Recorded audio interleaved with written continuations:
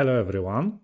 Today we have got a final episode from the series Stop Making Blunders, and we are going to talk about psychological aspects of blundering in chess. But you see, before we'll do that, let me just remind you that so far you had got a chance to watch some other videos from the series. And let me just remind you that it was introduction. Later, there was a video about the blunder check. Later, I explained 7 basic tactics. Later, what tactical motives are and how to recognize them during the game. Later, how to calculate correctly, time management, and also there was one extra episode with the most famous blunders in the history of chess. And today, final episode about psychological aspects of blundering. Let me also just remind you that you can go and visit website stopmakingblunders.matbobula.com, and you can get a free workbook with a lot of exercises that will help you to make less blunders during your games. Okay, let's start with the first thing. You need to know that when you play the game and you make a blunder, and it will happen to you no matter are you 1200, are you 2000, or are you 2500, every player sooner or later will make a big blunder. You need to know that this is like a very dangerous moment, because that if you made one blunder, the chance that in the next move you will make another one is really big. So in such a case, if you see that blunder happened, you just have to accept it. Try to control your emotions and try to be extremely careful before your next move. It happens because when you see that you made a mistake, you're very upset and you are not thinking clearly. This is why the next move very often is a big mistake. This is the reason why you have to keep your head cool in such a case. Second thing is that really can matter when it comes to blunders is concentration. You need to really stay focused if you want to avoid problems, if you want to avoid troubles. Strong players are very often coming a couple minutes before the game just to calm down and just to forget about anything else.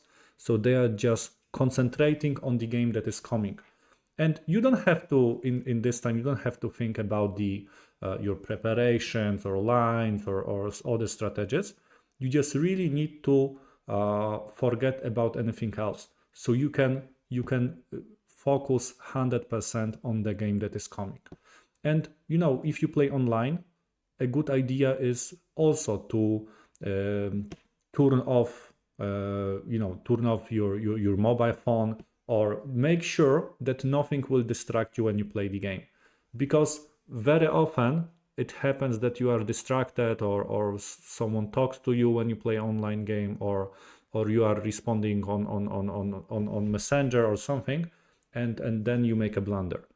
As Fischer said, this is like a famous Fischer quote: chess demands total concentration, and try to follow that. The next problem that very often causes blunders are automatic moves. You see, opponent plays the move. You see a move that at the first glance looks fantastic. You play it without thinking, and it appears that it was a big mistake. I think that every player experienced that. And you just need to know, you just need to know that this is natural, that you want to play the move, you want to punish the opponent immediately. But you just need to know that this is not a good idea. Automatic moves are bad. I mean, you should try to think at least couple seconds before you play every move.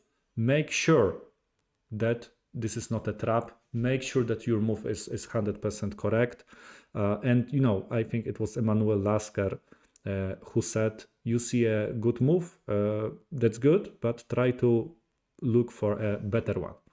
And this is very important to get rid of that habit of playing automatic moves. Spend at least 2 or 3 seconds just making a blunder check that your move is correct. Okay, and the last common problem, the last but not least, is resigning after you make a blunder. I know that every player is upset after making a blunder, but it is not a good idea to resign.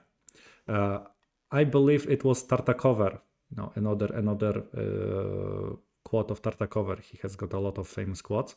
No game was ever won by resigning, and you need to remember about it. So if you make a blunder, okay, it happens. But you see, you made a blunder, maybe your opponent will make one. Or you also need to know that every player makes blunders, right? So don't resign. Try to do your best. Good players, when you play against a good player, it's a very often it happens, even if you have got a big advantage, it's extremely hard to beat them because they are really trying to create problems. I used to have a coach who was always saying that chess is about creating problems to your opponents. And even if your position is lost, try to create problems. Of course, you will not probably win all of such a games, but even if you are not resigning and you'll keep playing and out of 10 games you can score 2 or 3 points, it's always better than 0. And you will also get that habit of fighting until the end. In the end of every video, I'm usually giving you an exercise that will help you with the topic that we are talking about. So today I just wanted to show you blindfold chess. And why is it important to play blindfold chess if you want to deal with those psychological problems that we discussed? It's because you have to be 100% focused. You cannot be distracted because you may forget the position. You have to be 100% focused, and you just need to stay concentrated for the whole of the game. So how can you do that? Okay, so you see on chess.com, you can go to play and you pick computer. Yes, and you can see the computer list. I usually recommend you to play blindfold chess against the computer because there is no clock, so you don't need to bother with the time. Also, you can play unrated games because of course the level will be the level of your playing will be much lower than your usual rating is. Okay, then once you go there, you have to now pick settings, and then you have to change pieces into blindfold. So let's change it. Okay, you click save, so you can see that it's blindfolded. Now you pick the engine. Usually it's a good idea to pick the match, the engine that is rating is 200 or 300 points lower than your usually rating, just for the start. Okay, let's pick. Okay, so I'll pick Oscar, for example. Choose. Okay, usually random color, challenge. Okay, let's click play. Okay, so you can see that this is the position. Here is the 8 rank, so I play black, and white started with g3. And it's very important that notation is very important because you can see what does your opponent play. Let's say I'm gonna answer with the d5. Okay, what does computer plays bishop g2? I play e6 because I want to follow the Tartakover plan. So I'll play knight f6. Okay, bishop e7. Bishop g5. Okay, let's say I'm gonna castle, and so on. You continue, and it's very important. Of course, you see what's going on the board, but also you can see on the notation, if you forget where's the piece or something, you can always take a look at the notation to check what is going on. And of course, once you're able to beat that bot, later you can play with a stronger one, right? And yes, and it's very, very important. It will help you to stay focused all the time. Thank you very much for watching. Hope you understand the topic better. If you enjoyed the video, please do not forget to leave the comment, click thumb up, and subscribe the channel to see more videos in the future. And also, I just want to remind you that you can get a free workbook with a lot of exercises that will help you to blunder less. You can find the link below the video. Thank you very much and see you next time.